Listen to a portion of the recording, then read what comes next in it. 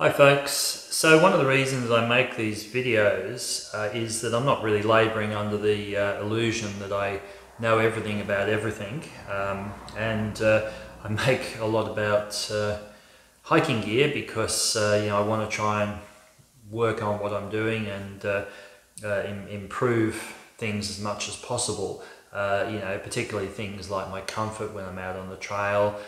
When I get feedback on different things, I obviously take it seriously. I had a comment on a previous video regarding my gear for through hiking. So what the comment was basically that the person was skeptical about how effective it was or how much value there was in putting a waist strap onto a frameless pack like this Nashville Cutaway. I actually added a hip belt to that because these packs don't come with hip belts. So I tried to think of ways that I could actually test to see whether having the hip belt actually took some of the weight off your shoulders and transferred it to the hips with these frameless packs. I mean, I've got no doubt that a framed pack will transfer weight to the hips, no problem at all.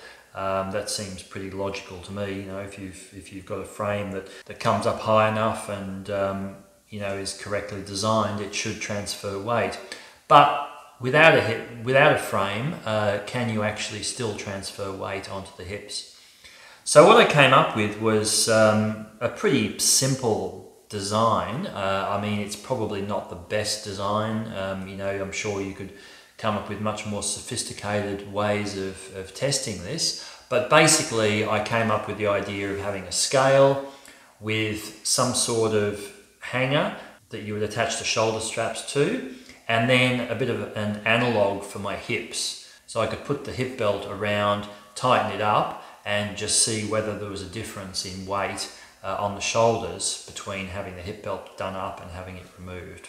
So I'll quickly show you the two experiments I ran, one with the MLD burn, okay, as a frameless pack with a hip belt, and the other, I did a couple of experiments with the Nashville Cutaway. The first one was just using a thin foam pad on the back, and the second one was using this thicker foam pad, which I thought might transfer the weight a little bit better. Okay, so this is the setup I'm using. So what I've done is I've attached a scale here, and I've got this hanger here which I use for wetsuits and things like that. Okay, so you can see it's taking the weight of the pack. Now at the moment, this is my human analog, a pot-belly stove with a container of food on top of it. Now this might not be a perfect analog, but what I've tried to do is position it. I tried going down here, but it's too slippery on the side. I mean, if you think about it, I've got hips, okay, so there's something for the strap to bite onto. So what I've tried to do here is use this little bit of a top here on the container as a hip analog. Okay, so it's not perfect. This can still move a little bit, but it's still giving it a little bit of purchase. Okay, so let's see what happens if we let's just have a close look here. You should be able to see 3 kilos, so that would be 3 kilos on your shoulders for this particular pack. Now let's see what happens with this frameless pack if we take the hip belt off.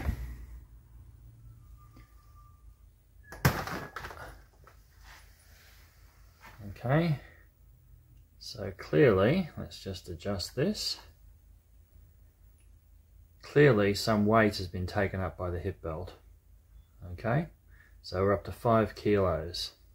So around about 40% of the weight of the current pack was transferred onto the hips by using a hip belt. Okay, let's try the same thing with my through hiking pack. So this has a slightly different harness design. but that shouldn't really make any difference in this particular setup. So again, there's the initial weight with the hip belt in place. Okay, now we'll release the hip belt.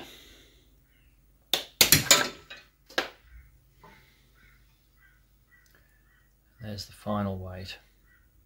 So about 1.5 kilos was transferred into here, which is interesting because that's actually a lower percentage compared to the other pack. But there's no sort of structure to this pack, okay? So it's just a bag basically, apart from the very little structure that's provided by this foam pad.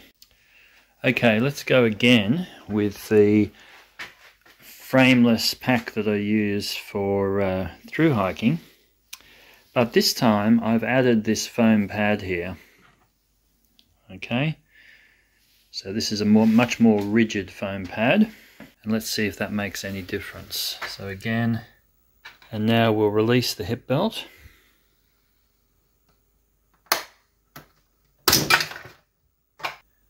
There's the final weight.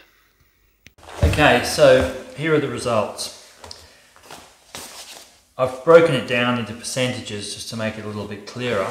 So when I tried the MLD burn, I found that with the hip belt done up, the weight on the shoulder straps was 3 kilos. Once you unclipped the waist strap, the weight was 5.1 kilos. So that works out at roughly 40% of the weight is transferred to the hips if you have a hip belt and you do up the hip belt. Looking at the Nashville cutaway, the first time I ran the experiment, when I just had that 1/8 inch foam pad, okay, so very light. These annoy me a little bit actually, to be honest. They kind of scrunch up. They're useful to have, but they kind of, when I'm walking, they scrunch up quite a lot. But anyway, so I don't know that they do much in terms of transferring weight. I found that the initial weight with the hip belt done up was 4.3 kilos and the final weight was 5.5, which meant that around 22% of the weight was transferred to the hips when you had a hip belt on there and had it done up. So that was significantly less. One of the reasons I thought it was probably less, if you have a look at these packs, the burn is a very narrow pack, so it's a lower capacity. It's only about 25 litres. So it's very narrow, which presumably makes it a little bit more of a tight sort of cylinder.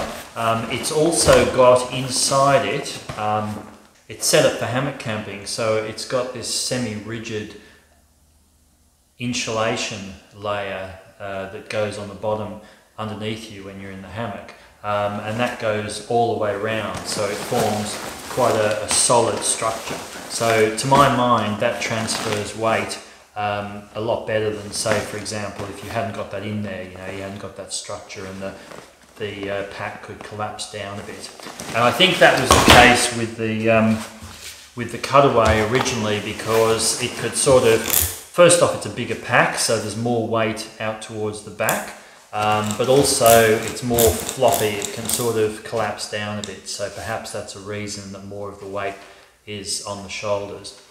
However, the final experiment, when I put this this pad in, which is a Nemo switchback, doesn't really matter, but it's a Nemo switchback, so a slightly thicker and more rigid foam mat.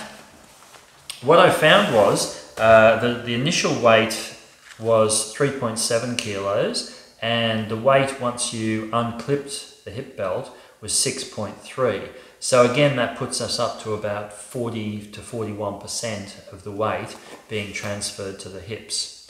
So that's not insignificant. That's quite a big chunk of the weight.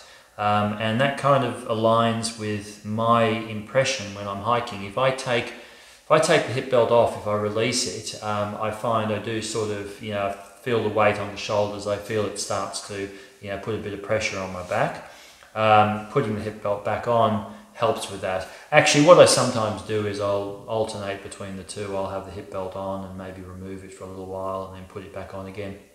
And also it depends on how much weight I'm carrying. If I'm sort of getting towards the end of a food carry and I don't have very much weight in food, and possibly very little water weight as well, then the weight's much less of an issue, and being on my shoulders entirely is fine. But I think that's at least a proof of concept. But what I would take from this personally is that yes, weight can be transferred to the hips on a frameless pack.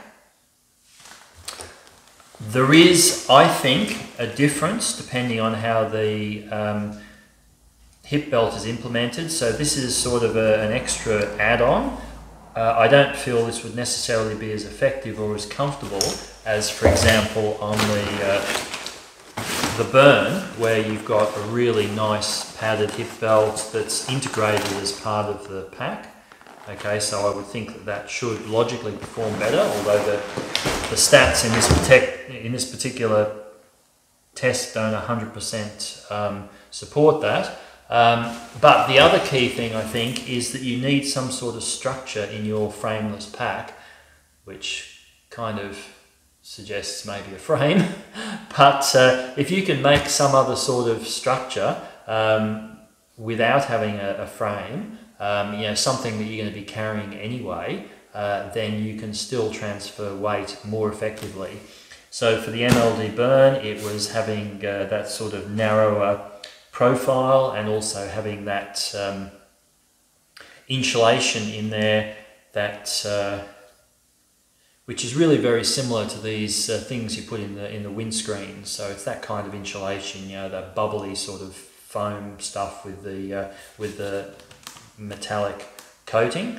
Okay, you probably know what I'm talking about. Or if you've got a pack like this, which has a place to put a pad on the outside, a more rigid pad like this is going to be much more effective than a flexible pad. Okay, so if you've got a more rigid pad that will sort of go in the back, it will transfer the weight more effectively. I suppose if you're not carrying one of these pads, there could be other ways of doing that. Perhaps you might have other things inside the pack itself that help give it a bit of structure. I know that, for example, my tent, which I don't always carry, I'm using a tarp and a bivvy setup here, but the tent that I have, the ultralight tent, actually does have a little bit of a frame to it. So it's a Z-Pax Plexamid. So it's got some metal stays that sort of go through, and that to me provides a little bit of rigidity in my pack, which again could assist in transferring weight. Anyway, that's what I came up with. Again, I'm not saying it's a perfect analog for what will happen to you when you wear a pack, but it's the best approximation I could think of, and it at least supports the premise that having a hip belt does make a difference if you need to transfer some weight in your frameless pack from your shoulders to your hips. So thanks again, folks, and I'll see you next time.